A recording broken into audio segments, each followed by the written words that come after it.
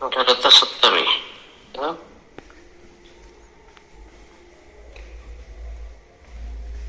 ఇప్పుడు అర్జునుడు అంటున్నాడు ఏంటంటే, సేనయోర్ ఉభయోర్ మధ్య రథం స్థాపయ నీచ్యుత యావదేతా నిరీక్షేహం యోద్ధు కామాన్ అవస్థితాన్ కైర్మయా సహ యోద్ధవ్యం అస్మిన్ రణ సముద్యం.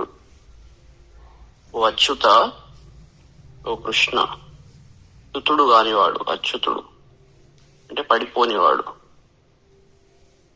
అస్మిన్ రణ సముద్యమే, ఈ యుద్ధ ప్రయత్నంలో, మనం చేసే ప్రయత్నంలో మయా కై సహ యోద్ధవ్యం, నేను ఎవరితో యుద్ధం చేయాలి,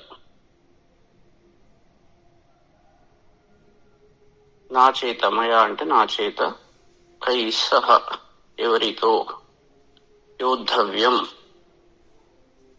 అంటే యుద్ధము చేయవలసి ఉన్నది. అవస్థితాన్ యోద్ధు కామాన్ ఏతాన్ అహం, అహం నేను, అవస్థితాన్ ఇక్కడ ఉన్న వాళ్ళు ఎవరైతే ఉన్నారో ఇలాంటి వాళ్ళు, యోద్ధు కామాన్ యుద్ధము చేయవలే అని కోరిక కలిగిన వాళ్ళు, అలాంటి వాళ్ళను, ఏతాన్ వీళ్లను, అలాంటి వాళ్లను, యావత్ నిరీక్షే అంటే మొత్తంగా చూస్తాను, రథం ఉభయో సేనయో మధ్య స్థాపయ, ఈ రథాన్ని రెండు సేనల మధ్యలో నిలుపుము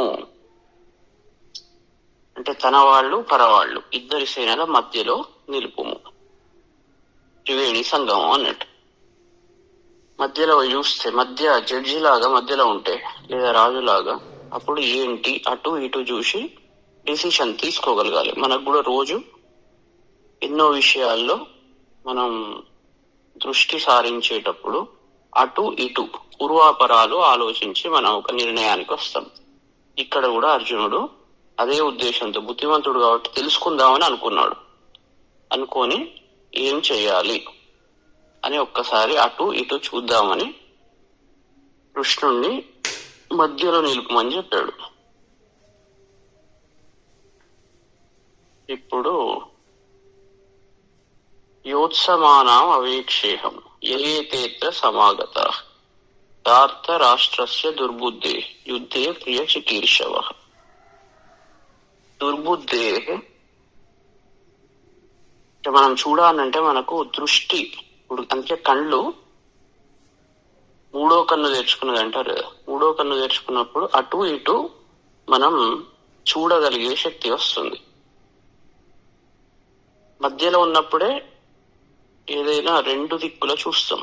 కొందరు అజ్ఞానంతో ఉన్నప్పుడు అటు ఇటు చూస్తే కన్ఫ్యూజ్ అయిపోతారు, ఏ డిసిషన్ తీసుకో, రోడ్డు రెండుగా అటు ఉంది ఇటు ఉంది, ఎటు పోవాలి అర్థం కాదు, శ్రేయో మార్గం ప్రియో మార్గం, ఎటు పోవాలో అర్థం కాదు.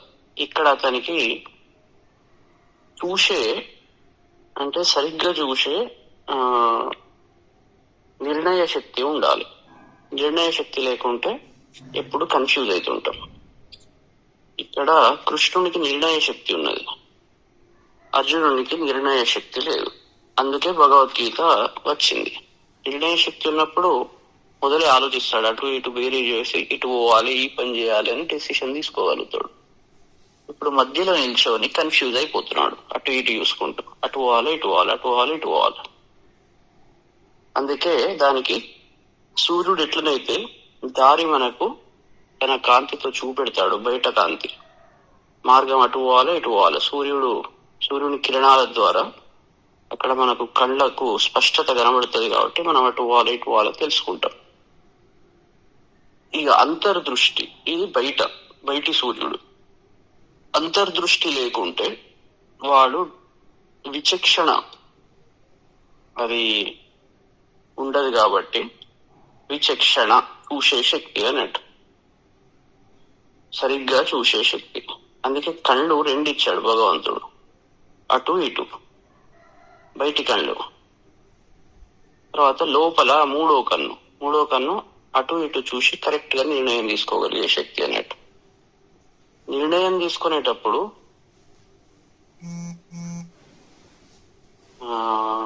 దీన్ని ఏమంటారు, ఇక్కడ లోపల మరి లైట్ కనబడుతుందా అంటే నిర్ణయం ధ్వని ద్వారా జరుగుతుంటది.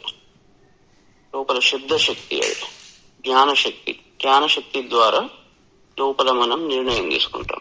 బయటను కాంతి శక్తి. బయట ఏదన్నా మనం ముందరికి పోవాలంటే, నడక సాధించాలంటే కాంతి శక్తి ఉండాలి. ఇక లోపలనేమో శబ్దశక్తి, వాక్ శక్తి. ఆ వాక్కు అటు ఇటు మనకు భ్రమింపజేస్తుంటది. అక్కడ జ్ఞానశక్తి ఉండాలి. జ్ఞానశక్తి లేకుండా మనం నిర్ణయం తీసుకోలేమేది. ఇక్కడ కూడా అర్జునుని పరిస్థితి అట్లా ఉన్నది. అందుకే ఇవాళ సూర్యుడు ఇచ్చే ఎబిలిటీ ఏంటంటే చూసే శక్తి. చూడడం అంటే బయటి కళ్ళతో చూడడం కాదు, లోపలి కళ్ళతో చూడడం. అదే సూర్యుడు ఇస్తాడు. రథసప్తమి, అందుకే సప్త ప్రాణ ప్రభవంతి తస్మాత్ సప్తార్చిష సమిత సప్తజిహ్వ సప్త ఇమే లోకాయేషు చరంతి ప్రాణ గుహాశయాం నిహిత సప్త సప్త. సప్త అనే పదంతో ఎప్పుడైతే 7 స్టేజెస్ మనిషి పూర్తిగా తెలుసుకోడో అప్పటి వరకు అతను నిర్ణయ శక్తి సరిగ్గా ఉండదు. అందుకే భగవద్గీత 700 శ్లోకాలు, చండీ సప్తశతి 700. అంటే 7 స్టేజెస్ మనిషి దాటకుండా, వాటిని పూర్తిగా కరిగించకుండా, పూర్తిగా అర్థం చేసుకోకుండా మనిషికి నిర్ణయ శక్తి కలగదు. ఎక్కడనో ఒక చోట డౌట్ వస్తుంది. సింపుల్ డెసిషన్స్ తీసుకుంటారు, కొద్దిగా కాంప్లికేట్ అయినా కొద్దీ అద్యా ఇదా అని మనం ఆ శాస్త్రంలో ఒకటి ఉన్నది, ఈ శాస్త్రంలో ఒకటి ఉన్నది, అది కరెక్టా ఇది కరెక్టా, అతను ఒకటి చెప్పాడు ఇతను ఒకటి చెప్పాడు, ఎటు పోవాలి, మనకు ఒకటి అనిపిస్తున్నది ఎటువాడు ఒకటి చెప్తున్నాడు, ఏం చేయాలి, ఇట్లా ప్రతి చోట కన్ఫ్యూజన్ స్టేట్ లో ఉంటారు. ఆ కన్ఫ్యూజన్ స్టేట్ దాటడానికే ఈ చండీ సప్తశతి అయినా భగవద్గీత అయినా. అందుకే ఇది 700 శ్లోకాలతో కూర్చోబడ్డది. 7 అనే నెంబర్ చూసే శక్తి, అంటే జ్ఞాన శక్తి అన్నట్టు. అదే ఇస్తుంది. చండీ సప్తశతి అదే జ్ఞాన శక్తి ఇస్తుంది. తర్వాత భగవద్గీత కూడా అదే జ్ఞాన శక్తి ఇస్తుంది. అందుకే మొత్తం గోపాలనందన ఏం చేశాడు, మొత్తం అన్ని వేదాల యొక్క వేదాంత సారాన్నంతా పిండి దీంట్లో పెట్టాడు. ఇది ప్రతి స్టెప్ లో మనకు అవసరం పడుతుంది. ఏది చేయాలి, ఎప్పుడు మనకు అక్కడనే డౌట్,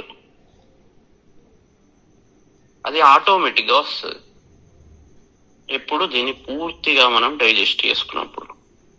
అందుకే ఇప్పుడు ఇక ఇద్దరి మధ్య సంవాదం. ఒకడు అజ్ఞానం, చూసే శక్తి లేనివాడు, ఒకడు చూసే శక్తి ఉన్నవాడు చూపించగలడు. చూసే శక్తి ఉన్నవాడు మాత్రమే చూపించగలడు దారి. తనకే చూసే శక్తి లేకుంటే అంధేనైవ నియమాన యథాంధ, తనకే సరిగ్గా చూడగలుగుతలేడు, ఇంకొకళ్ళకు కూడా అట్లనే అదే చూపిస్తాడు, తన అంధకారాన్ని వ్యాప్తి చేస్తాడు. కాబట్టి మొదలు జ్ఞాన శక్తితో మనము చూడడం తెలుసుకోవాలి. ప్రతి డెసిషన్ అప్పుడు సరిగ్గా మనకు అర్థమవుతుంది, ఇప్పుడు నేనేం చేయాలి. చూడలేకపోతున్నాడు అంటే అందుకే ఇది పశ్య శక్తి. ఇది పశ్యకో భవతి. కశ్యపుడు అనే పేరు ఎట్లా వచ్చిందంటే పశ్యక శక్తి ఉన్నది కాబట్టి, అంటే చూసే శక్తి ఉన్నది కాబట్టి పశ్యకో భవతి. యత్ సర్వం అన్నింటినీ పరిపశ్యతీతి, చుట్టూ 360 degrees, పరిధి అంటే చుట్టుకొల్తా అన్నట్టు, పరి అంటే చుట్టూ, పరిపశ్యతి ఇది అంటే మొత్తం చుట్టూ అన్ని వైపుల నుంచి చూడగలుగుతాడు. ఎట్లా సౌక్ష్మ్యాత్ అంటే సూక్ష్మ దృష్టితో అన్నట్టు, పైన చూడడం కాదు, చాలా లోతైన అవగాహనతో చూడగలుగుతాడు. కాబట్టి అతన్ని కశ్యపుడు అన్నారు. ఆ కశ్యపుని పుత్రుడే కాశ్యపుడు. ఎవరు?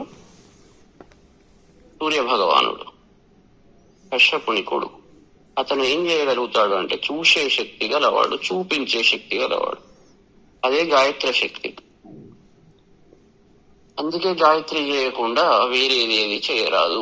చూసే శక్తి లేకుంటే ఏం చేస్తాం మనం? అవగాహన లేకుండా మనం ఏ పని చేసినా దాంట్లో ఫాల్ట్ ఉంటుంది ఇన్ జనరల్. అందుకే ప్రతి పని గాయత్రి చేసి మొదలు పెట్టాలి అంటారు. ఎందుకంటే గాయత్రి చూసే శక్తి ఇస్తుంది, ధీశక్తి. బుద్ధిం జ్ఞాన ప్రచోదయాత్. సర్వచైతన్య రూపాంతం ఆద్యాం విద్యాంచ ధీమహి బుద్ధిం జ్ఞాన ప్రచోదయాత్. ఆ సర్వచైతన్య రూపం, ఆ దేవిని ఎవరైతే ఉపాసిస్తారో వాళ్లకు ధీశక్తి పెరిగి వాళ్ళు చూడగలుగుతారు, ఇంకొకళ్ళకు చూపెడతారు. అందరికి చూపెట్టేది ఏంటి అంటే ఆ సర్వచైతన్య రూప ఆ మహాదేవి అంటే ఈ సూర్య భగవానుడు అన్ని ఒకటే. దాన్ని అది చెప్పే విధానం అది వేరు ఇది వేరు అని చూసుకోవద్దు. దాంట్లో ఉండే ఆ చైతన్య శక్తి ఏం చేస్తున్నదంటే మనకు మార్గనిర్దేశం చేస్తుంది. అదే గురు శక్తి. గురువు ఏం చేస్తాడంటే మార్గాన్ని చూపెడతాడు. తనకు తెలుసు కాబట్టి మార్గం మనకే తెలిస్తే గురువే అవసరం లేదు. సో మార్గం మనకు చూసే శక్తి పూర్తిగా మొదలే రాదు కాబట్టి, ఆ 7 స్టేజెస్ మనం దాటం కాబట్టి, దానికి ఒక ప్రాసెస్ ఉంటది కాబట్టి అక్కడ గురువు అవసరం. అది అంటే సూర్యుడు ఇప్పుడు ఏం తెలిసింది? గురువు. గాయత్రి ఎవరు? గురువు. ఈ లక్షణాలన్నీ చూసుకోండి. వీళ్ళ యొక్క పర్పస్ ఏంటి అంటే చూపెడతారు. ఇప్పుడు కృష్ణుడు అర్జునుడికి చూపెడుతున్నాడు. అర్జునుడు అక్కడ మధ్యలో నిల్చొని కన్ఫ్యూజ్ అవుతున్నాడు. ఏమంటున్నాడు? దుర్బుద్ధేహ దాత్త రాష్ట్రస్య యుద్ధే ప్రియ చికీర్షవ ఏతే అత్ర సమాగతాః యోత్సమానాన్ అహం అవేక్షే. ఈ దుర్బుద్ధితో ఉన్న దార్త రాష్ట్రస్య, ఈ దుర్యోధనుడికి యుద్ధే ప్రియ చికీర్షవ, వీడి కోసం ఎవరెవరు సపోర్ట్ చేస్తున్నారు, వీడికి ప్రియం చేద్దామని ఎవరెవరు ఉన్నారు, ఈ ఏతే అత్ర సమాగతాః, వాళ్ళందరూ ఇక్కడికి వచ్చి ఉన్నారో అట్లాంటి యోత్స్యమానాన్ అంటే యుద్ధము చేయబోయే వాళ్లను అహం అవేక్షే, నేను వాళ్లను చూస్తాను అని అర్జునుడు అంటాడు. అంటే అప్పుడు సంజయుడు చెప్తున్నాడు, ఏవం ఉక్తో హృషీకేశో గుడాకేశేన భారత సేనయోరుభయోర్మధ్యే స్థాపయిత్వా రథోత్తమం భీష్మద్రోణ ప్రముఖతః సర్వేషాంచ మహీక్షితాం ఉవాచ పార్థ పశ్యైతాన్ సమవేతాన్ కురూనితి. ఇప్పుడు సంజయుడు ధృతరాష్ట్రునికి చెప్తున్నాడు, ఓ మహారాజా, గుడాకేశేన ఈ అర్జునుని చేత ఏవం ఉక్తః అంటే ఈ విధంగా చెప్పబడిన హృషీకేశ, కృష్ణుడు మళ్ళీ హృషీకేశ అని చెప్పాడు. అంటే హృషీక ఇంద్రియాలకు అతను అధిపతి. అలాంటి కృష్ణుడు ఉభయోహ సేనయోహ మధ్యే, 2 సేనల మధ్యలో రథోత్తమం స్థాపయిత్వ, ఆ శ్రేష్టమైన ఆ రథాన్ని స్యందనాన్ని స్థాపించి నిలిపి అన్నట్టు. భీష్మద్రోణ ప్రముఖత, భీష్ముడు ద్రోణులు మొదలైన వాళ్ళ ఎదుట సర్వేషాం మహీక్షితాం అందరు రాజుల ఎదుట రథోత్తమం స్థాపయిత్వా ఈ రథాన్ని నిలిపి పార్థ ఓ అర్జున సమవేతాన్ ఏతాన్ కురూన్ పశ్య, ఒక్క చోట ఉన్న వాళ్లకు సపోర్ట్ చేస్తున్న వీళ్ళు ఎవరైతే ఉన్నారో వాళ్లను కౌరవులను చూడు, పశ్య చూడు అని చెప్పాడు. అందుకే గురువు మొదలే చెప్పాడు, చూడు ఫస్ట్ నువ్వు నీకు ఏమనిపిస్తున్నది. వీడు అడగాలి, రిక్వెస్ట్ చేసినప్పుడు అప్పుడు చెప్తాడు. రిక్వెస్ట్ చేయనంత వరకు అంతే, ఆ మధ్యలో పెడతాడు. ఎందుకంటే నీకే తెలిస్తే ఇక వాడేం చెప్తాడు, తెలుసు అంటారు కొందరు. అర్జునుడు ఒక చోట ఒక దాంట్లో ఉన్నది, అర్జునుడు మధ్యలో ఆ తెలుసు అనగానే కృష్ణుడు శాపం పెడతాడు. ఇక తెలిసాక నా దగ్గర నన్ను ఎందుకు అడుగుతున్నావు, నువ్వు యాక్టింగ్ చేస్తున్నావు అని. తెలియనప్పుడు తెలియనట్టే ఉండాలి. ఇక్కడ చూడు అని చెప్పాడు, నీకు తెలిస్తే మంచిదే, చూసి ఏం డెసిషన్ తీసుకుంటావు, నీకేమనిపిస్తున్నది అంటే అప్పుడు తత్ర పశ్యత్ స్థితాన్ పార్థః పితॄన్ అథ పితామహాన్ ఆచార్యాన్ మాతులాన్ భ్రాతॄన్ పౌత్రాన్ సఖీన్స్తత శ్వశురాన్ సుహృదశ్చైవ సేనయోరుభయోరపి. అథ అప్పుడు పార్థ అర్జునుడు మళ్ళీ పార్థ అంటున్నాడు, ఎందుకంటే ఇంకా భూతత్వంలోనే ఉన్నాడు. వీళ్ళని అందరినీ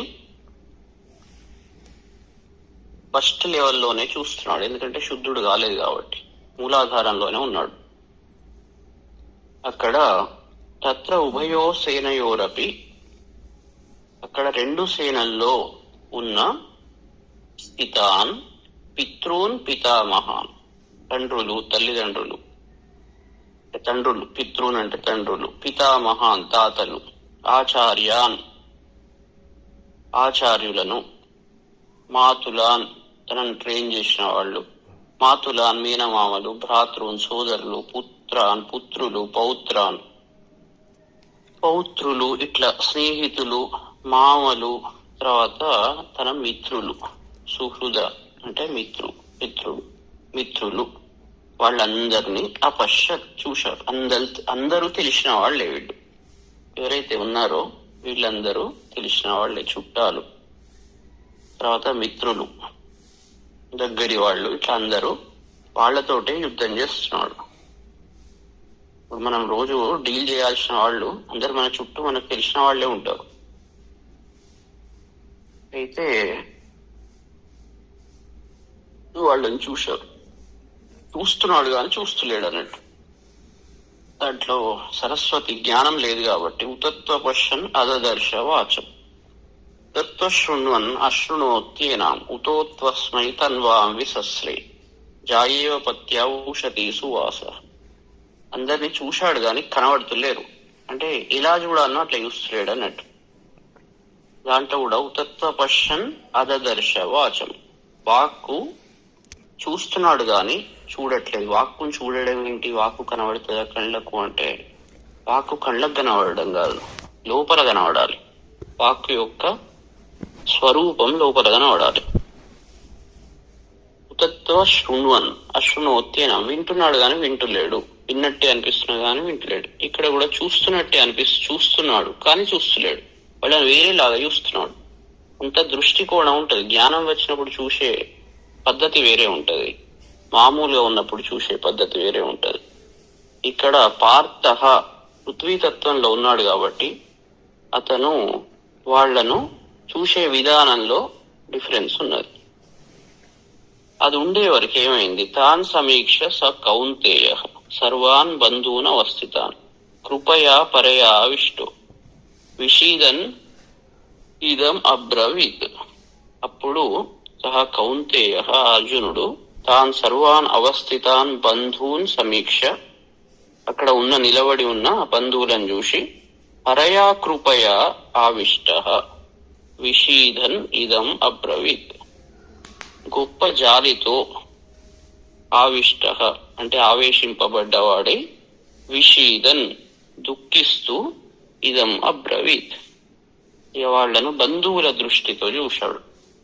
అయ్యో మా వాళ్ళు, వీళ్లతో నేను ఎట్లా యుద్ధం చేస్తా అని అతనికి జాలి అనే ఒక ఎమోషన్ వచ్చి దాంతో ఆవేశింపబడి అది రాగానే దుఃఖిస్తూ ఈ విధంగా అన్నాడు.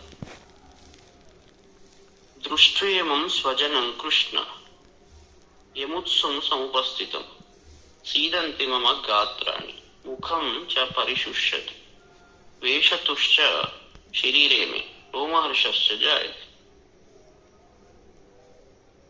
అంటే ఏం చెప్తున్నాడు అంటే, ఓ కృష్ణ, సముపస్థితం యుయుత్సుం ఇమం స్వజనం, ఇక్కడికి వచ్చి ఉన్న నాతో యుద్ధం చేద్దామని వీళ్ళందరూ వచ్చారు. ఈ బంధువులను చూసి మమ గాత్రాణి, నా అవయవాలన్నీ సీదంతి, అన్ని బలం కోల్పోతున్నాయి, నా అవయవాలన్నీ బలాన్ని కోల్పోతున్నవి. ముఖంచ పరిశుష్యతి, నా నోరు కూడా మొత్తం ఎండిపోతున్నది. మీ శరీరే వేపతుహు, నా శరీరంలో కంపనం వచ్చి కంపనము జాయతే కలుగుతున్నది. రోమహర్షశ్చ జాయతే అంటే ఒక రకమైన సాత్విక గుణము వస్తున్నది. అంటే అతను వచ్చిందేంది? యుద్ధం చేసేందుకు. అక్కడ ద్రౌపది వస్త్రాపహరణం అయినప్పుడు అందరూ ప్రతిజ్ఞలు చేశారు, అరణ్యవాసానికి పోయినారు. ఇక్కడ శివుడి గురించి తపస్సు చేశాడు. యుద్ధంలో వీళ్ళని చంపేందుకు పాశుపతాస్త్రాన్ని సంపాదించాడు. ఎప్పుడు యుద్ధం చేద్దామా అని వెయిట్ చేస్తున్నారు. ఇక్కడ వచ్చి యుద్ధభూమికి రాగానే కథం మొత్తం మళ్ళీ అజ్ఞానం ఆవరించి మళ్ళీ పాత జ్ఞాపకాలన్నీ గుర్తు వచ్చి మమత్వం వచ్చి మావాళ్ళు అక్కడ జ్ఞానం అంతా ఎగిరిపోయింది. మొత్తం ఇంతసేపు సంపాదించిందంతా మొత్తం ఎగిరిపోయి ఇక్కడ చూసే వాళ్ళకి ఎట్లా అనిపిస్తుంది అంటే కృష్ణుడు అర్జునుడిని అనవసరంగా యుద్ధం చేపిస్తున్నాడు అని చూసే వాళ్ళకి అనిపిస్తుంటది. ఇక్కడ ఇదేంది సత్వగుణం లాగా అనిపిస్తున్నది. ఈ కృప ఏదైతే ఉందో జాలి, ఇది సత్వగుణం లాగా చూసే వాళ్ళకి అనిపిస్తుంది, కానీ తమో గుణం.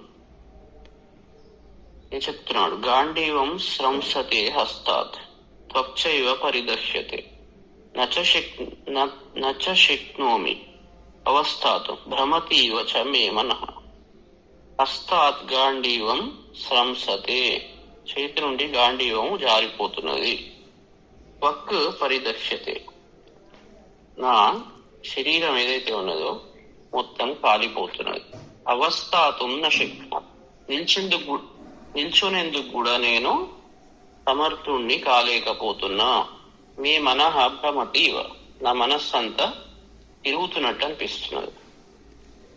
అంటే మొత్తం అతని స్టెబిలిటీ అంతా కోల్పోయినాడు. ఎప్పుడైతే మనిషి స్టెబిలిటీ కోల్పోయినాడు అంటేనే అతనిలో తేడా వచ్చినట్టు. తిరిగిపోతున్నాడని చెప్తున్నాడు. నిమిత్తాని చ పశ్యామి విపరీతాని కేశవ నచ శ్రేయో అనుపశ్యామి అత్వా స్వజనం ఆహవే. నిమిత్తానీతి, ఓ కృష్ణ, విపరీతాని నిమిత్తాని, అన్ని విపరీతమైన శకునాలు పశ్యామి. ఎప్పుడైతే మన బుద్ధి భ్రష్టమవుతుందో, మనం జ్ఞానాన్ని కోల్పోతామో, అప్పుడు మనకు అన్ని నెగిటివ్స్ కనబడతాయి. ఇండికేషన్స్ అన్ని అట్లనే అనిపిస్తుంటది. ఎందుకంటే జ్ఞానం కోల్పోయినాం, దీనివల్ల ఫలానా కారణం వల్ల. వాటి వల్ల ఏమవుతుందంటే చూసేవన్నీ నెగిటివ్ ఇండికేషన్స్ కనబడతాయి. ఇక్కడ కూడా చెప్తున్నాడు అది, విపరీతాని నిమిత్తాని పశ్యామి ఆహవే స్వజనం హత్వా శ్రేయ న అనుపశ్యామి.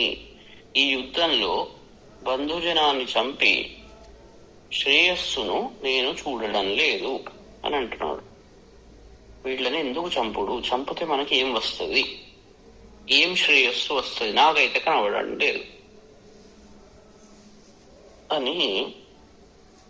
నకాంక్షే విజయం కృష్ణ నచరాజ్యం సుఖాని చ కిన్నో రాజ్యేన గోవింద కిం భోగైర్జీవితేనవ.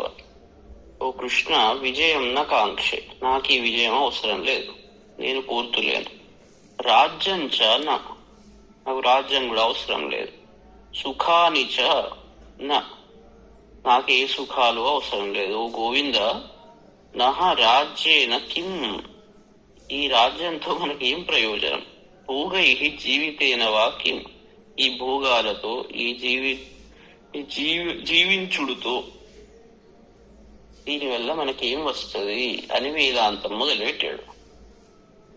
ఇప్పుడు మామూలు వాళ్ళ అర్జునుడు ఎంత మంచాడు, ఇంత మంచి మాటలు మాట్లాడుతున్నాడు, తనకి జయం కూడా అవసరం లేదు, రాజ్యం కూడా వద్దంటున్నాడు, సుఖాలు వద్దంటున్నాడు. ఇతను మంచాడు అని కొందరు అనుకుంటారు. అది యూషి. వాడు కూడా ఎట్లాంటి స్థితిలో ఉంటాడు అంటే చేతగాని స్థితి అన్నట్టు. నాకేం వద్దు, నాకు అది వద్దు, ఇది వద్దు, ఏది వద్దు అంటే వాడు అక్కడ పని చేయలేకపోతున్నాడు. యాక్షన్ ఏదైతే చేయాలనో అది చేయలేకుండా వెనుకకు రావడానికి కారణాలు చెప్తున్నాడు. రేపు మంచిగా చదువుకోరా, ఇది ఏదో పలానాది చదువు అని మనం చెప్తాం. ఏం వస్తుంది దాంట్లో, అది అంతే అవుతాయి, అంత లాస్ట్ గదే కదా. అదేదో ఎవరు అన్నట్టు, అంతా చదివి ఏం చేస్తావు, సంపాదించి ఏం చేస్తావు, సుఖపడుతావు. నేను ఇప్పుడు చేపలు పట్టుకుంటే అదే సుఖపడుతున్నా కదా అని చెప్పినట్టు. చేతగా అన్నాడు, ఏ పని ముందరికి వేయడు, అది లేజీనెస్. అది ఒరిజినల్ గా తన చేతగానితనాన్ని కప్పిపుచ్చుకోవడానికి వేరే కారణాలు చెప్తుంటాడు. ఇక్కడ కూడా అట్లనే నాకు అది అవసరం లేదు, ఇది అవసరం లేదు, ఏది అవసరం లేదు అని తన దీని క్రైప్యత్వం ముందర వాడతాడు పదం, తన చీతగానితనాన్ని, ఎందుకంటే అజ్ఞానం వల్ల అవన్నీ మాటలు మాట్లాడుతున్నాడు అన్నట్టు. చేయాల్సిన పని నుంచి వెనుకపోతున్నాడు. దీనివల్ల అంటే మమత్వంతో మన వాళ్ళు అని భయపడుతున్నాడు. అదంతా ఎందుకు వాళ్ళని అంటే మనకి ఏం వస్తుంది? మరి బయట ఇదివరకు అన్నావు కాదు, ఇప్పుడు తర్వాత ఇక అదంతా బ్యాటింగ్ వేరే జరుగుతుంది. జ్ఞానాన్ని కృష్ణుడు చెప్తాడు. ఇప్పుడు ప్రస్తుతం అసలు లోపల ఉన్నది ఒకటి, బయట చెప్పేది ఒకటి. తర్వాత ఏషామర్తే కాంక్షితం నో రాజ్యం భోగా సుఖానిచ తైమే అవస్థిత యుద్ధే ప్రాణాన్ త్యక్త్వా ధనాని చ. ఏషామర్తే ఎవరి కోసం, నహ రాజ్యం కాంక్షితం మనకి రాజ్యం ఎవరి కోసం కోరబడుతున్నది, భోగా సుఖాని చ ఈ భోగాలు సుఖాలు ఎవరి కోసం, తే ఇమే ప్రాణాన్ ధనాని చ త్యక్త్వా యుద్ధే అవస్థిత వీళ్ళందరూ ప్రాణాలను ధనాలను అన్నిటిని విడిచి ఈ యుద్ధంలో ఎందుకు నిల్చున్నారు, వీళ్ళు ఎందుకు ఈ పని చేస్తున్నారు, దీనివల్ల వాళ్ళకు నష్టమే కదా అందరికీ, మరి వీళ్ళు ఎందుకు చేస్తున్నారు ఈ పని అని అంటున్నాడు. ఆచార్యా పితరః పుత్రాస్ తథైవ చ పితామహాః మాతులాః శ్వశురాః పౌత్రాః శ్యాలాః సంబంధినస్తత.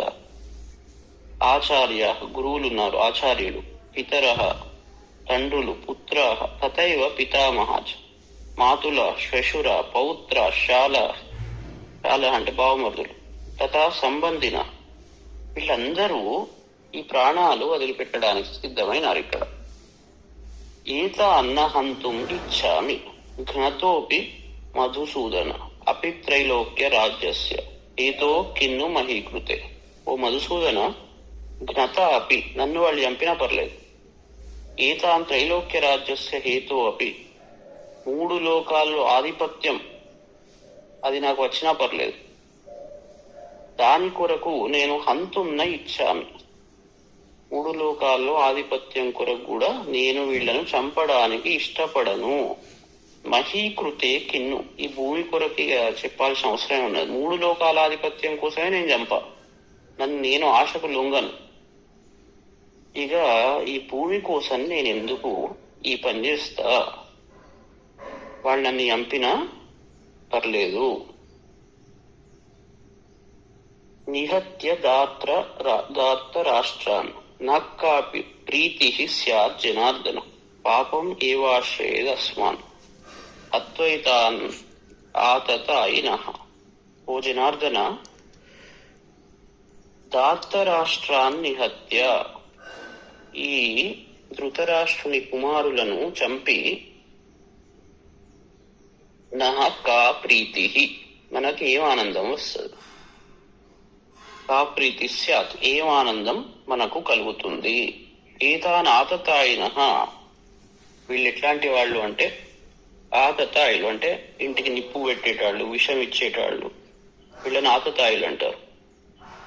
6 రకాల మనుషులు ఉంటారు. అలాంటి వాళ్ళని చంపడానికి వెనుకంజ వేయకూడదు. గవర్నమెంట్ వాళ్ళ మీద జాలి చూపకూడదు. మొన్న దేవాలయాన్ని ధ్వంసం చేస్తే వాడు ఆతతాయి, అలాంటి వాడిని వీడికి మతి భ్రమ ఏదో చెప్పి వాళ్ళని వదిలిపెడుతున్నారు.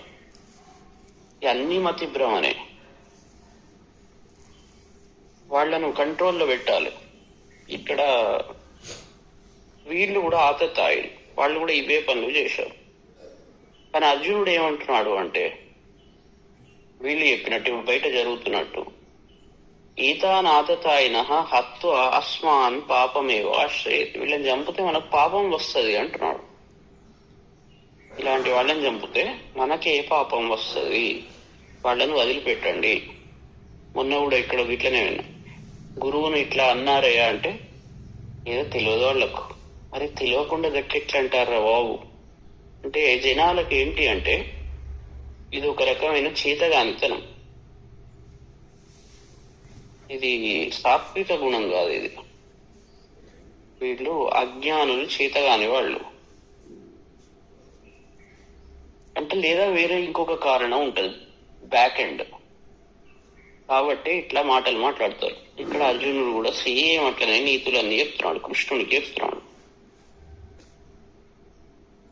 తస్మాన్నార్హ వయం హంతుం ధార్తరాష్ట్రాన్ స్వబాంధవాన్ స్వజనం హి కథం హత్వ సుఖినః స్యామ మాధవ. తస్మాత్ వయం, ఈ కారణం వల్ల మనం, స్వబాంధవాన్ ధార్తరాష్ట్రాన్ హంతుం న అర్హాః, మనం ఈ కారణం వల్ల, ఇప్పుడు నేను ఏదైతే చెప్పానో కారణం, ఈ కారణం వల్ల వాళ్ళు మన బంధువులు అయినా ఈ కౌరవులను మనం చంపడానికి అర్హులము కాదు. ఎందుకంటే పాపం వస్తుంది మనకు. ఓ మాధవ, స్వజనం హత్వ కథం సుఖినః స్యామ, మనం మన వాళ్ళని చంపుకొని సుఖవంతులము ఏ విధంగా అవుతాము అని చెప్తాం. వీళ్ళందరూ మన వాళ్ళే కదా, వాళ్ళని మనం చంపి మనకి ఏం వస్తుంది?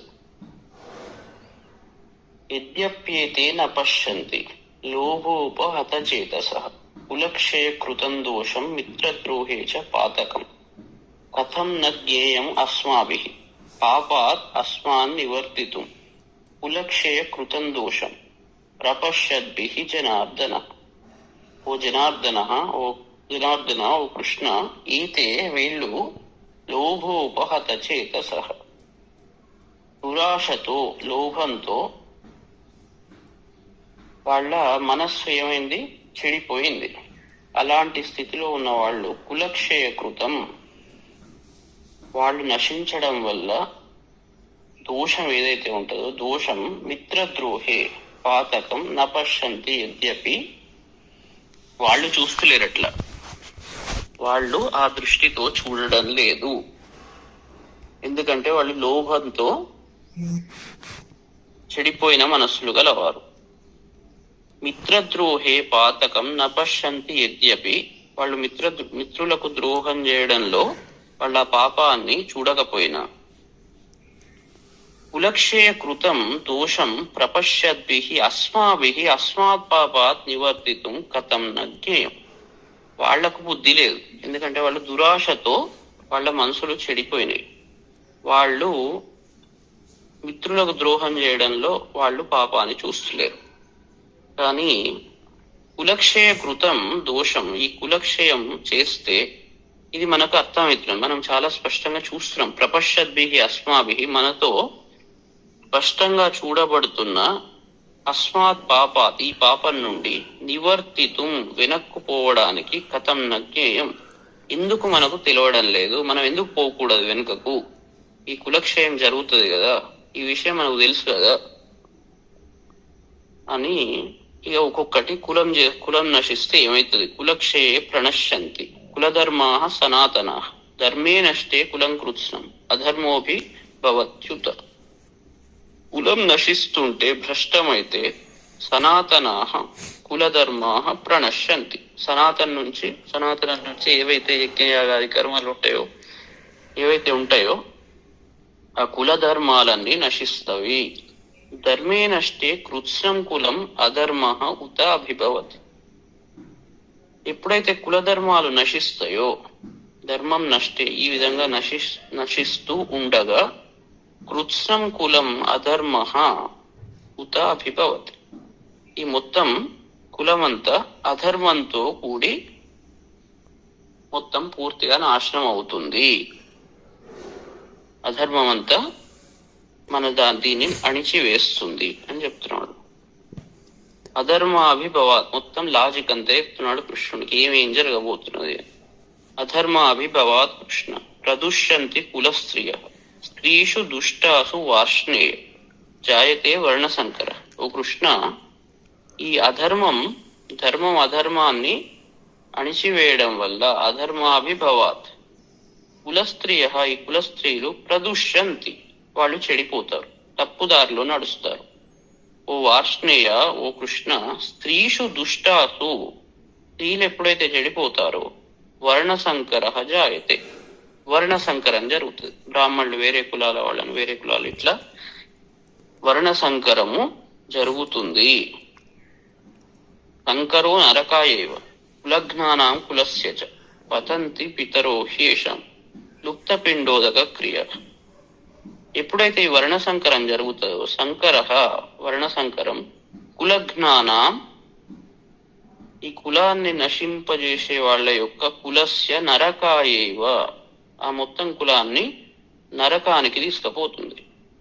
ఎందుకంటే ఏషాం పితర, వీళ్ళ పూర్వపురుషులు ఎవరైతే ఉంటారో వాళ్ళకిగా పిండక్రియ ఏదైతే లుప్త పిండోదక క్రియ, వాళ్లకు లోపించిన పిండక్రియ అంటే తద్దినాలు పెట్టే వాళ్ళు ఎవరు ఉండరు.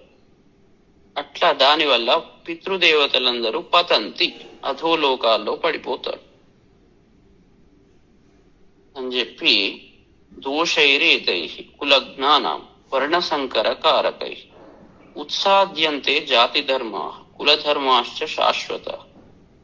ఎప్పుడైతే ఈ వర్ణసంకరం అవుతుందో, వర్ణసంకర కారకై, వర్ణసంకరంతో ఏతై కులజ్ఞానాన్ దోషై, వర్ణసంకరము తర్వాత ఈ కులాలను నశింపజేసే దోషాలు, వీటి చేత శాశ్వత జాతి ధర్మ, శాశ్వతంగా జాతి ధర్మం ఏదైతే ఉంటాయో, కులధర్మ, జాతి ధర్మాలు, కులధర్మాలు ఉత్సాద్యంతే మొత్తం నశింపజేయబడతాయి. జాతి ధర్మం నశిస్తుంది, కులధర్మం నశిస్తుంది. ఎందుకంటే వర్ణ సంకరం అవుతుంది, కులం అంతా నశించిపోతుంది అని చెప్పి ఉత్సన్న కుల ధర్మాణ మనుష్యాణం జనార్దన నరకే నియతం వాసో భవతీత్యనుశుశ్రమ. ఓ జనార్దన, ఉత్సన్న కుల ధర్మాణ, ఈ నశించిన కులధర్మాలు కలిగిన మనుష్యాణం మానవులకు నియతం నిరయే వాస, వాళ్లకు తప్పకుండా నరకంలో నివాసము జరుగుతుంది. భవతి అనుశుశ్రుమ, ఇదే కదా మనం వింటున్నాం బయట. ఎప్పుడైతే తద్దినాలు పిండాలు పెట్టకుంటే వాళ్లకు నరక ప్రాప్తి జరుగుతుంది అని బయట చెప్తున్నారు కదా, ఇదే కదా మనం వింటున్నాం. మనం ఈ రకంగా చంపితే వర్ణ సంకరం జరుగుతుంది, కులధర్మాలు నశిస్తాయి, పితృదేవతలకు ఎవరు పిండాలు పెట్టారు, అప్పుడు ఇదంతా పాపం వస్తుంది. అహోబత మహత్పాపం, ఈ అంతా తలుచుకొని ఒక్కసారి ఎంత గొప్ప కష్టం వస్తున్నది మనకు. అహోబత మహత్పాపం కర్తుం వ్యవసిత వయం యద్రాజ్య సుఖలోభేన అంతుం స్వజనం ఉద్యత. అయ్యో ఎంత కష్టం వచ్చింది, రాజ్య సుఖ లోభేన, ఈ రాజ్య సుఖం అనే లోభం వల్ల వయం యత్ స్వజనం హంతుం ఉద్యత, మనం మన బంధుజనాన్ని చంపేందుకు మనం ఉద్యుక్తులమైన. మహత్పాపం కర్తుం వ్యవసిత, అయ్యో కృష్ణ, మనం ఎంత పెద్ద పాపాన్ని చేసేందుకు మనం నిశ్చయించుకున్నాము, చాలా తప్పు పని చేస్తున్నాం. యది మాం అప్రతీకారం అశస్త్రం శస్త్రపాణయ తార్తరాష్ట్ర రణే అన్యు తన్మే క్షేమకరం భవేత్. నేను అశస్త్రం, ఆయుధాలు లేకుండా ఉంటే, అప్రతీకారం, ప్రతిక్రియ చేయకుండా అక్కడ నిల్చుంటే, మాం శస్త్రపాణయ, నన్ను వాళ్ళు ఆయుధాలు చేతుల్లో కలిగిన దార్తరాష్ట్ర కౌరవులు రణే హన్యూయది, ఒకవేళ చంపితే తత్మే క్షేమకరం భవేత్, అది కూడా నాకు క్షేమకరమే, నేను ఒక్కడనే వస్తా, ఏం పర్లేదు, వాళ్ళు చంపినా పర్లేదు, కానీ మొత్తం కులాన్ని మొత్తం మనం ఈ రకంగా నాశనం చేయవద్దు. అప్పుడు సంజయుడు చెప్తున్నాడు, ఏవం ఉక్త్వా అర్జునః సంఖ్యే రథోపస్థ ఉపావిశత్ విసృజ్య సశరం చాపం శోక సంవిఘ్న మానసః. ఈ విధంగా అర్జునుడు యుద్ధంలో ఏవం ఉక్త్వా పలికి, సశరం చాపం విసృజ్య, బాణాలతో కూడిన ఆ ధనస్సును పక్కకు పెట్టి, శోక సంవిఘ్న మానసః, శోకంతో కలత చెందిన మనస్సుతో రథోపస్థే ఉపావిశత్, రథం మీద కూర్చున్నాడు. ఇక్కడికి మొదటిది అయిపోయింది విషాద యోగం. అంటే అజ్ఞానం యొక్క మొత్తం పూర్తి ఎట్లా ఉంటది అని చూపెట్టారు. చాలా మంది మనం వింటుంటాం, ఇవి పెట్టకుంటే ఎట్లా తద్దినాలు, అది ఇది చేయకుంటే ఎట్లా, మీరు ఇట్లా చెప్తే ఎట్లా, అది అట్లా చెప్తే ఎట్లా, లోకంలో అది మొత్తం పైన కింద ఇదైపోతుంది, చాలా విషయాలు చెప్తుంటారు. ఎందుకంటే ఇదంతా అజ్ఞానం అని అది వాళ్ళకి అర్థం కాదు. అజ్ఞానం ఇంత భీకరంగా ఉన్నా దాన్ని మనం అంటు పెట్టకుండా అది పోదు. ఇక్కడ అర్జునుని పరిస్థితి అట్లా ఉన్నది. ఇన్ని రోజులు కష్టపడి అవన్నీ చేసిందంతా మొత్తం బూడిదిలో పోసిన పన్నీర్ అయిపోయింది. ఇక్కడ ఏం చెప్తున్నాడు అంటే కృష్ణునికి ఎదురుగా నీతులు చెప్తున్నాడు.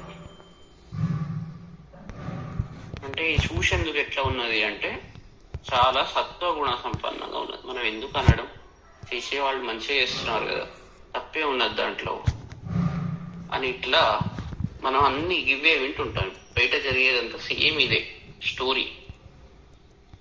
ఇప్పుడు చెప్తున్నాడు అన్నట్టు జ్ఞాని ఎలా ఉంటాడు.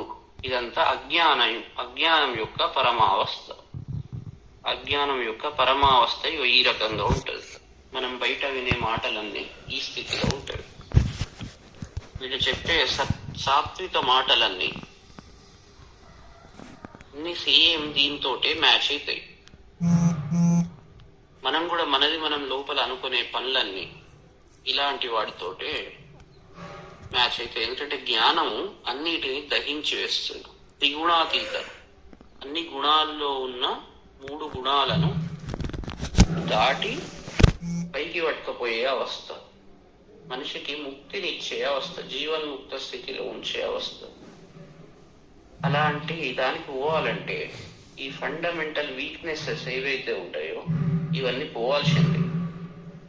అది పోవద్దు అంటే అది ముందరికి పోదు.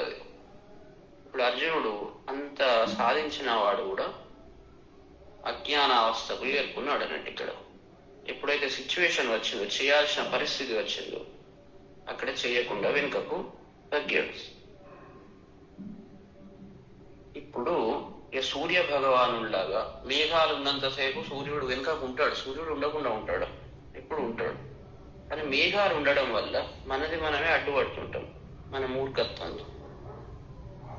అప్పుడు సూర్యుని కిరణాలు మన దాకా రావు. ఇప్పుడు కృష్ణుడు సూర్యుడు లాంటి వాడు. ఇప్పుడు ఈ అజ్ఞానపు అవస్థల్లో నిల్చున్న అర్జునునికి ఇప్పుడు ఇటు పోవాలి అని మార్గనిర్దేశం చేస్తున్నాడు. సంజయుడు చెప్తున్నాడు, తం తథా కృపయావిష్టం అశ్రుపూర్ణాకులేక్షణం విషీదంతం ఇదం వాక్యం ఉవాచ మధుసూదనం. ఈ విధంగా కృపయా ఆవిష్టం, జాలితో ఉన్న అశ్రుపూర్ణాకులేక్షణం, కళ్ళి మొత్తం ఏడ్చుకుంటున్నాడు. కన్నీళ్లతో అతని నేత్రాలన్నీ, దృష్టి అంతా వ్యాకులమైంది. విషీదంతం, విషాదం చెందుతున్నాడు.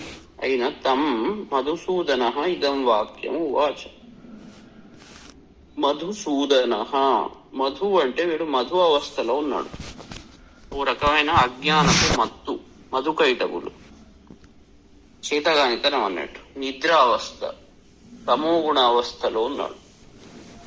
దాన్ని మధువును చంపినవాడు కాబట్టి మధుసూదనుడు. ఇప్పుడు తమో గుణాన్ని అర్జునుడు పొందాడు అని ఈ యొక్క పదంతో మనకు అర్థమవుతున్నది.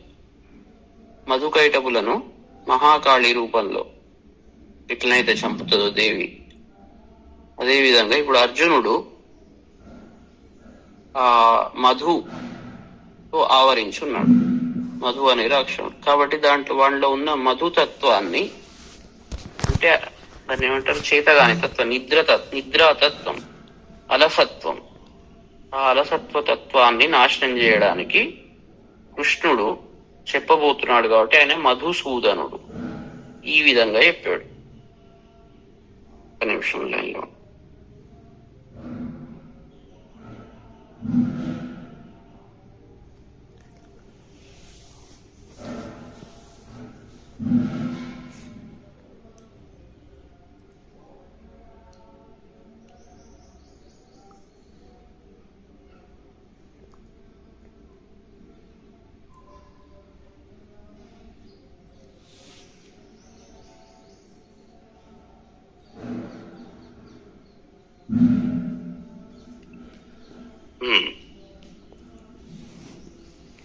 కుత కుతస్త్వ కష్మలమిదం విషమే సముపస్థితం అనార్యజుష్టం అస్వర్గ్యం అకీర్తికరం అర్జున. ఓ అర్జున, అనార్యజుష్టం, ఇది ఎవరు ఇట్లాంటి పని చేస్తారంటే ఆర్యులు కాని వాళ్ళు. అంటే శ్రేష్టత్వం, ఆర్యత్వం అంటే పూజ్యులు, ఆర్యులు అంటే పూజ్యులు. పూజ్యులు కాని వాళ్ళ చేత అంటే శాస్త్ర జ్ఞానము లేని వాళ్ళ చేత. ఆర్య కల్చర్ అంటే శాస్త్ర జ్ఞానులు, విషయం పరిపూర్ణంగా తెలిసిన వాళ్ళు. శాస్త్ర జ్ఞానము లేని వాళ్ళ చేత పొందబడేది అస్వర్గ్యం, ఇది స్వర్గానికి ఉపకరించింది. అంటే ఉత్తమ లక్షణాలను చేరుకోలేంది అన్నట్టు, ఇవ్వనిది, స్వర్గాన్ని ఇవ్వంది.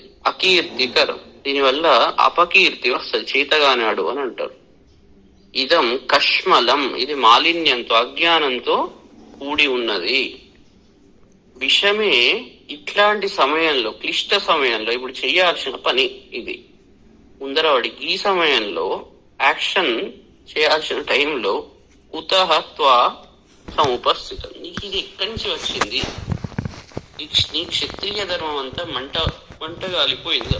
ఇప్పుడు ఇలాంటి ఆలోచనలు నీకు ఎక్కడి నుంచి వచ్చినవి? ఇంతసేపు మంచిగా ఉన్నావు కదా. క్లైభ్యం మాస్మ గమ పార్త నైతత్వయుపపద్యతే క్షుద్రం హృదయ దౌర్బల్యం త్యక్తోత్తిష్ట పరంతప అంటున్నాడు. ఓ పార్త, ఓ అర్జున, క్లైభ్యం, క్లీవత్వం అంటే నపుంసకత్వం, చేతగానితనం అన్నట్టు. అటు చేయడు, ఏది చేత కాకుండా ఉండేవాడు, అది క్లైబ్యతత్వం. అధైర్యం, ధైర్యం లేనివాడు ఈ పని ఇట్లా ఉంటాడు. అందుకే క్లైభ్యం మాస్మ గమః, దాన్ని పొందకు నువ్వు. ఏతత్ త్వయి న ఉపపద్యతే, ఇది ఏదైతే ఉందో నీ యందు అది తగదు. నువ్వు చాలా గొప్ప వీరునివి, నీకు ఇట్లాంటి చేతగాని మాటలు మాట్లాడాలి. వాడిని కొడితే దెబ్బ తాకుతుందేమో, ఇవన్నీ పిచ్చి పిచ్చి మాటలు మాట్లాడకు, నీకు అది తగదు. ఓ పరంతప, శత్రువులను పీడించేవాడా, క్షుద్రం హృదయ దౌర్బల్యం, ఇది ఎట్లాంటిదంటే క్షుద్రం, నీచమైనది. హృదయ దౌర్బల్యం, హృదయం యొక్క ఎమోషనల్ వీక్నెసెస్ ఇవి. హృదయ దౌర్బల్యం, హృదయ దౌర్బల్యాన్ని త్యక్త్వా, విడిచి, ఉత్తిష్ట, లెమ్ము, నిద్రలే, ఉత్తిష్ట, జాగృత, నిద్ర ఒక్కసారి లే. నువ్వు ఏం మాట్లాడుతున్నావు, ఏమన్నా ఆలోచిస్తున్నావా? మా సెంటిమెంట్స్ అండి. ఏం సెంటిమెంట్ అండి? చాలా మంది ఇది ఏమన్నా అన్నామంటే సెంటిమెంట్ అంటారు. ఆ సెంటిమెంట్ ఎంత అజ్ఞానంతో కూడింది అని ఆలోచించరు. ఇవన్నీ హృదయ దౌర్బల్యాలు అన్నట్టు. సత్యం ఏంటి? సత్యం వద ధర్మంచర, మన సిద్ధాంతం. ఒరిజినల్ సత్యం ఏంటి? యూనివర్సల్ ట్రూత్ ఏంటి? దాని వైపు పోవాలి. కానీ ఈ వీనికి అజ్ఞానం ఉన్నది అని దానికి సపోర్ట్ చేస్తే ఎట్లా? ప్రతిదీ సెంటిమెంటే అంటారు. ఇవన్నీ చేతగాని మాటలు అన్నట్టు, చేతగాని మాటలు. కాబట్టి దాన్ని, అట్లాంటి స్థితిలో ఉన్న అర్జునుణ్ణి ఇప్పుడు ధైర్యం ఇస్తున్నాడు ఆయనకు. నువ్వు నిద్ర లే, ఒక్కసారి నీ హృదయ దౌర్బల్యాన్ని తీసివేయి. అప్పుడు అర్జునుడు అంటున్నాడు, కథం భీష్మహం సంఖ్యే ద్రోణంచ మధుసూదన ఇషుభి ప్రతియోత్స్యామి పూజార్థాన్ హరిసూదన. ఓ హరిసూదన, శత్రువులను నశింపజేసే ఓ మధుసూదన, కృష్ణ, పూజార్హౌ భీష్మం ద్రోణంచ సంఖ్యే అహం కథం ఇషుభి ప్రతియోత్స్యామి. పూజించుటకు తగిన వీళ్ళు ఎవరైతే పెద్దవాళ్ళు ఉన్నారో, భీష్ముడు, ద్రోణుడు, వాళ్లను సంఖ్యే అహం కథం, యుద్ధంలో నేను ఏ విధంగా, ఇషుభి ప్రతియోత్స్యామి, బాణాలతో ఎదిరించి నిలుస్తా. వాళ్ళతో ఎట్లా యుద్ధం చేయాలి?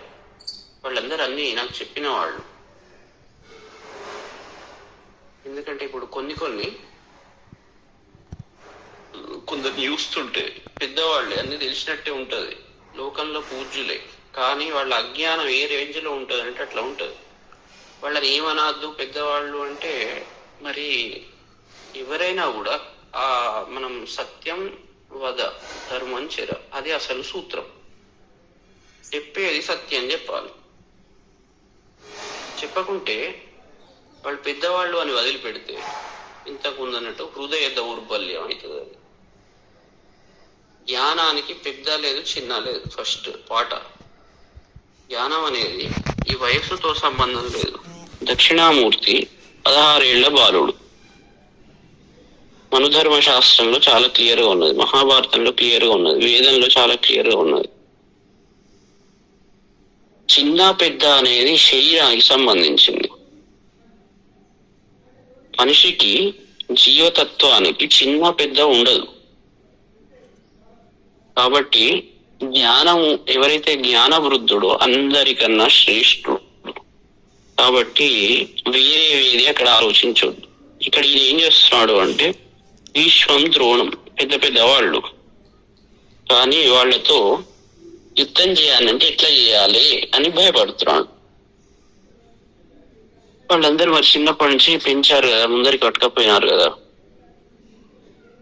గురువును హత్వ అహత్వా హి మహానుభావాన్ శ్రేయో భోక్తుం భైక్ష్యం అపీహ లోకే అత్వార్థ కామాన్స్తు గురువుని హైవ భుంజీయ భోగాన్ రుధిర ప్రదిగ్ధాన్. మహానుభావాన్ గురువున్ అహత్వ, ఈ గొప్ప విద్యావంతు తపస్సు విద్యా సంపద కలిగిన వాళ్ళు మంచివాళ్లే, మంచివాళ్ళు కాదు అనలేదు, కానీ ఇంకా అధర్మం వైపు ఉన్నారు కాబట్టి వాళ్లను గురువున్ అహత్వ, వాళ్ళని చంపకుండా ఇహలోకే భైక్ష్యం భోక్తుం అపి శ్రేయ, వాళ్ళని చంపితే వాళ్ళను చంపి మనం ఈ రాజ్యాన్ని అనుభవిస్తే ఏమొస్తుంది, వాళ్లను చంపకుండా ఈ లోకంలో భిక్షాన్నం తినుకుంటూ కూడా ఉండడం శ్రేయస్కరము అని అంటున్నాడు. గురువును హత్వాతు ఇహైవ అర్థకామాన్, వాళ్లను చంపినట్లయితే అర్థకామాలను రుధిర ప్రదీప్తాన్ భోగాన్ భుంజీయ, ఒకవేళ వాళ్ళని చంపితే రక్తంతో పూయబడిన భోగాలు అర్థకామాలను నేను అనుభవిస్తాను. ఇక్కడ ఏదో ఈ లోకంలో అనుభవిస్తా కావచ్చు, కానీ నాకు స్వర్గ ప్రాప్తి కలగదు, ఉత్తమ లోకాలు ఉండవు అని అంటున్నాడు. నచైతత్ విద్మః కతరన్నో గరీయో యద్వాజయేమ యదివానో జయేయు యానేవ జిత్వా న జిజీవిషామ స్తే అవస్థిత ప్రముఖే దాత్త రాష్ట్ర.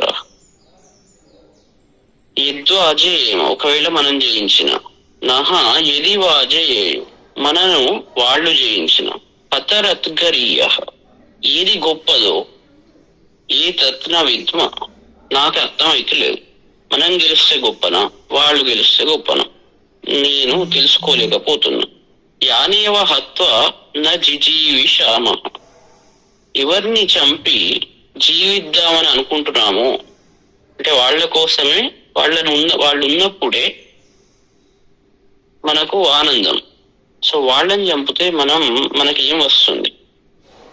ఏ దార్త రాష్ట్ర ప్రముఖే అవస్థిత, ఎవరిని చంపి మనం జీవించాలని కోరుకోము, అంటే మన వాళ్ళని మనం చంపి మనం ఉండాలని అనుకోము కదా. కాబట్టి అలాంటి దార్త రాష్ట్రులు వాళ్ళందరూ మన ముందర నిలబడి ఉన్నారు, మనకు అగేనిస్ట్ అయినారు అన్నట్టు. మన వాళ్ళే మనకు అగేనిస్ట్ అయినారు. కార్పణ్య దోషోపహత స్వభావ పృచ్ఛామిత్వాం ధర్మ సమ్మూఢ చేత యశ్రేయ స్యాన్ నిశ్చితం బ్రూహి తన్మే శిష్యస్తేహం షాధిమాం త్వాం ప్రపన్నం. ఇప్పుడు ఇక కొద్దిగా తగ్గాడు. కార్పణ్య దోషోపహత స్వభావ, ఈ దైన్యం దీన స్వభావం అనే దోషంతో నేను ఇప్పుడు కొట్టబడ్డా, నా చిత్తం అంతా ఈ కార్పణ్య దోషంతో అపహత కొట్టబడింది. అలాంటి స్థితిలో ఉన్న నేను ధర్మ సమ్మూఢ చేత, ఈ ధర్మం ఏమిటి అనే విషయంలో నేను మోహం చెందాను. నా మనస్సు ధర్మం ఏది అని తెలుసుకోలేకపోతున్నది. అలాంటి స్థితిలో ఉన్న నేను త్వాం పృచ్ఛామి, ఇప్పుడు నేను అడుగుతున్నా, ఏది ధర్మం? మే యత్ శ్రేయ, నాకు ఏది శ్రేయస్సు ఉంటుందో, యత్ శ్రేయ స్యాత్ తత్ నిశ్చితం బ్రూహి, నాకు ఏది శ్రేయస్సో అది నిశ్చితంగా నాకు చెప్పు. అహం తే శిష్య, నేను నీ యొక్క శిష్యుణ్ణి. త్వాం ప్రపన్నం మాం శాతి, నేను శరణుదొచ్చ కాబట్టి నన్ను శాసించుము, ఆజ్ఞ ఇవ్వుము, ఇలా చెయ్యుము. ఎప్పుడైతే శరణు వస్తామో ఇది చెయ్యి అని ఆర్డర్ వేస్తాం. అట్లా నన్ను చెయ్యి, ఎందుకంటే నాకు ఇప్పుడు ఏందో అర్థం అవుతలేదు, అన్ని డౌట్లే వస్తున్నాయి. మనస్సంతా ఈ దైన్యం అనే దోషంతో కుట్టబడ్డది. కాబట్టి ధర్మం విషయంలో నాకు అర్థం కావడం లేదు. అది చేయాలా ఇది చేయాలా అని అర్థం కావడం లేదు. ఏం చేయాలి? ఇప్పుడు నిన్ను శరణు జోచాను, నాకు చెప్పు. నహి ప్రపశ్యామి మమాపనుధ్యాత్ యశ్లోకముచ్ఛోషణమింద్రియాణం అవాప్య భూమా అసపత్నం వృద్ధం రాజ్యం సురాణామపి చాధిపత్యం. భూమౌ అసపత్నం, ఈ భూలోకంలో అసపత్నం శత్రువులు లేని వృద్ధం రాజ్యం అవాప్య, అంటే ఐశ్వర్యంతో కూడిన రాజ్యాన్ని పొందిన సురాణం ఆధిపత్యం అపి, దేవతల ఆధిపత్యాన్ని పొందినా కూడా, అంటే శత్రువులు లేకుండా గొప్ప రాజ్యాన్ని పొందిన లేదా దేవతల ఆధిపత్యాన్ని పొందిన, ఇది ఇంద్రియాణం ఉచ్ఛోషణం మమ శోకం అపనుద్యాత్ న ప్రపశ్యామి. అవన్నీ పొందినా కూడా ఈ ఇంద్రియాలకు ఉచ్ఛోషణం అంటే శోషణాన్ని, బాధను కలిగించే ఈ శోకం ఏదైతే ఉన్నదో అది మాత్రం తొలుగుతుందని నాకు అనిపించడం లేదు. అపనుద్యాత్ న పశ్యామి, వీళ్ళందరినీ చంపగలుగుతారు, భూలోకంలో రాజ్యం చేస్తారు, స్వర్గలోకంలో కూడా అన్ని చేయగలుగుతారు. కానీ నాకు మనస్సుకు ఏదైతే బాధ కలుగుతున్నదో, ఈ ఇంద్రియాలకు బాధ కలుగుతున్నదో, ఈ శోకం మాత్రం పోయేలాగా నాకు కనబడడం లేదు. కాబట్టి నేను ధర్మ సమ్మూఢత్వంతో ఉన్నాను. కాబట్టి ఇప్పుడు నాకు ఉపదేశం చెయ్యి అని శరణు పెడతాడు. అప్పుడు సంజయ ఉవాచ ఏవముక్త్వా ఋషికేశం గుడాకేశ పరంతప నయోత్స ఇతి గోవింద ఉక్త్వా తూష్ణీం బభూవ.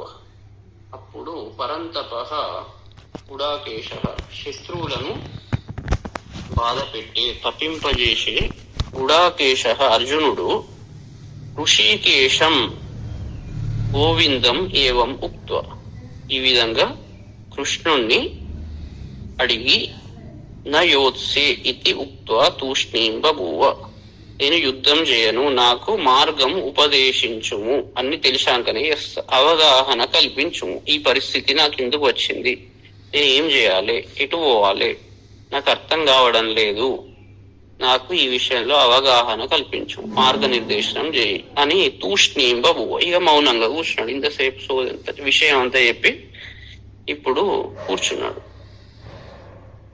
ఇప్పుడు తమువాచ హృషీకేశ ప్రహసన్నివ భారత సేనయోరుభయోర్మధ్య విషీదంతం ఇదం వచ. ఓ మహారాజా, ఉభయోః సేనయోః మధ్యే విషీదంతం తం హృషీకేశః ప్రహసన్నివ ఇదం వచః ఉవాచ. ఇదంతా చెప్తుంటే అక్కడ సేనల మధ్యలో దిగులుతో ఉన్న అర్జునుడిని కృష్ణుడు ఒకసారి పరిహసిస్తున్నాడు అన్నట్టు ఒక నవ్వు నవ్వాడు. నవ్వి ఇప్పుడు ఈ విధంగా చెప్పాడు. ఇక్కడి నుంచి అసలు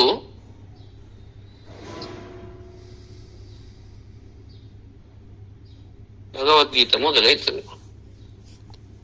ఇంతసేపు అంత స్టేజ్ సెట్ అయింది అన్నట్టు, ఇదంతా స్టేజ్ సెట్ అయింది. ఇప్పటి నుంచి అసలు విషయాలు, ఉపదేశం అనేది స్టార్ట్ అవుతుంది. ఈ గీతా శాస్త్రం అనేది సూర్య భగవాను నుంచి వచ్చింది అని చెప్తారు, ఒకళ్ళ నుంచి ఒకళ్ళకు. ఎందుకంటే ఇది మార్గాన్ని చూపే శాస్త్రం, జీవితంలో ఎటు పోవాలి అని దారి చూపే శాస్త్రం. కాబట్టి ఇవాళ స్టార్ట్ అవ్వడం మంచిది. మొదటి శ్లోకం చెప్పి ఇక్కడ ఆపుదాం. ఇక్కడి నుంచే శంకర భగవత్పాదులు దీనికి భాష్యాన్ని రాశారు. ఇంతసేపు అంతా స్టేజ్ సెట్ అయింది. ఏ పరిస్థితిలో ఇవన్నీ ఇది చెప్పాల్సి వచ్చింది ఉపదేశము అని. ఇప్పుడు శ్రీ భగవాను వాచ్. ఇప్పుడు భగవద్ రూపంలో ఇంతసేపు మామూలుగా చెప్పాడు. భగవత్ స్వరూపుడైన శ్రీకృష్ణ భగవానుడు విషయాన్ని చెప్తున్నాడు. అశోచాన్ అన్వశోచస్వం ప్రజ్ఞావాదాంశ భాషసే గతాసూన్ అగతాసూంశ్చ నానుశోచంతి పండిత. ఇప్పుడు ఏం చెప్తున్నాడంటే, త్వం అశోచాన్, ఏదైతే దుఃఖింపదగదో వాళ్ళను గురించి, అన్వశోచ, దుఃఖిస్తున్నావు. ఎవరి గురించి దుఃఖింపకూడదో వాళ్ళ గురించి దుఃఖిస్తున్నావు. అర్థం పర్థం లేని మాటలు మాట్లాడుతున్నావు. ప్రజ్ఞావాదాంచ భాషసి, అంటే చెప్పుడు ఎట్లా చెప్తున్నావు అంటే బుద్ధివంతులు వాళ్ళకే మాటలను చెప్తున్నావు. నువ్వు చాలా తెలివివంతునివి అనుకుంటున్నావు ఇదంతా చెప్పుకుంటూ. ప్రజ్ఞావాదాంశ భాషసే, బుద్ధివంతులు ఏదైతే విషయాలు చెప్తారో అట్లాంటి విషయాలు నువ్వు చెప్తున్నావు. పండితాహ, పండితులు, గతాసూన్, ఎవరైతే ప్రాణాలు కోల్పోయారో, అంటే పాస్ట్ గురించి మాట్లాడారు, అయిపోయింది, అది చనిపోయినారు అని అనుకుంటున్నావు. సో గతాసూన్, అసూన్ అంటే గడిచిన మనుష్యులు, గతాసూన్ అంటే గడిచిన క్షణాలు కూడా. సో అంటే టైం. పాస్ట్ గురించి, అయ్యో అప్పుడు అట్లా చేసా, ఇప్పుడు ఇట్లా చేసా, అది ఎట్లా జరిగింది, గట్లెందుకు జరిగింది, నాకే ఇది ఎందుకు వచ్చింది, ఇట్లాంటివన్నీ మాట్లాడుతుంటారు. ఇది పండితులు ఇట్లా మాట్లాడరు. పండ అంటే బుద్ధి కలిగిన వాళ్ళు, ఎందుకంటే దానివల్ల ఏది రాదు కాబట్టి. అశోచాన్, అది దుఃఖించకూడనిది. ఇప్పుడు దుఃఖిస్తే ఏం వస్తుంది తలుచుకొని, అప్పుడేదో జరిగింది, ఇప్పుడు అది తలుచుకుంటే దాని పాతదాన్ని తెచ్చుకొని వైరస్ ను కంప్యూటర్లో పెట్టుకొని దాన్ని అది చేసుకుంటా అన్నట్టు. మన మనసులో ఎప్పుడు ఎట్లా ఉండాలి, దేని వల్లనైతే పరమశాంతి లభిస్తుందో అలాంటి విషయాలు మనసులో సంచరించాలి. ఇక్కడను జరిగిపోయిన విషయాన్ని పట్టుకొని, అర్థం పర్థం లేని దాన్ని పట్టుకొని మెమొరీకి తెచ్చుకొని దానివల్ల దుఃఖిస్తుంటాం. అది గతాసూన్, అయిపోయిన విషయం, దాని గురించి తెచ్చుకోవద్దు. ఇక్కడ ప్రాణాలు కోల్పోయిన వాళ్ళను గురించి. అగతాసూన్ తర్వాత ప్రాణాలు పోని వాళ్ళు, ఇప్పుడు జీవించున్నాళ్ళు, ఇంకా జరగలే, ఫ్యూచర్. అగత వాళ్ళ గురించి అంటే ఫ్యూచర్ గురించి ఆలోచిస్తారు. ఫ్యూచర్ లో గది జరుగుతుంది, అది చేస్తే ఇది చేద్దాం, ఇది చేస్తే అది చేద్దాం. అది ఏం జరుగుతుంది, రేపు ఏం జరుగుతుందో తెలియదు. మొదలే అంత ప్రిపరేషన్ చేసుకుంటారు, మళ్ళీ తెల్లారి ఇంకోటి కాగానే మళ్ళీ బాధపడతారు, అయ్యో నేను అది అనుకున్నా, నేను ఎవడు అనుకోమన్నాడు.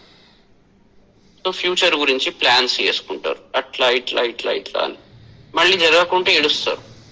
సరే ప్లాన్ చేసావు, హై లెవెల్ ఒక స్ట్రాటజీ చేసావు, ఓకే మళ్ళీ రేపు కలుద్దాం, శుభం.